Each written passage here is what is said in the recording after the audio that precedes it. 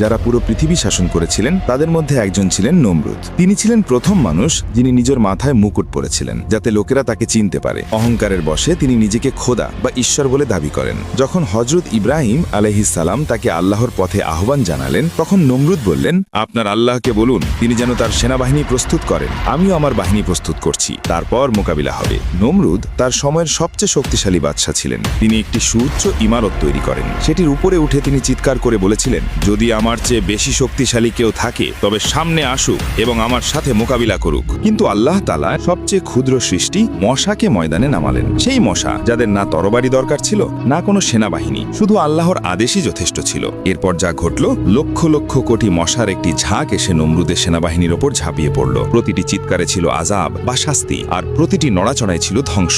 নমরুদ কেবল এই দৃশ্য দেখতেই থাকলেন, এবং তারপর একটি খোঁড়া মশা নমরুদের নাক দিয়ে তার মস্তিষ্কে পৌঁছে গেল। যেই মুহূর্তে সে তার মস্তিষ্কে কামড় বসালো, নিজেকে খোদা দাবি করা নমরুদ পোকার মতো ছটফট করে উঠল। তিনি তার লোকজনকে বলতে লাগলেন, হে লোকেরা, আমার মাথায় জুতো মারো। শুধু এতেই সে সামান্য শান্তি পেত। তাই লোকেরা তার মাথায় জুতো মারতে থাকলো। চলতে থাকলো সেই আঘাত, যতক্ষণ না তার মস্তিষ্ক বাইরে বেরিয়ে এলো এবং সেই মিথ্যা খোদা নমরুদের বিনাশ হলো। সিংহাসন নিশ্চিহ্ন হয়ে গেল, মুকুট ভেসে গেল। কারণ যখন মানুষ খোদা হতে শুরু করে, আল্লাহ তখন তাকে মনে করিয়ে দেন যে সে কেবল মাটি আর কিছুই না। নিঃসন্দেহে আল্লাহ সবকিছুর উপর ক্ষমতাবান।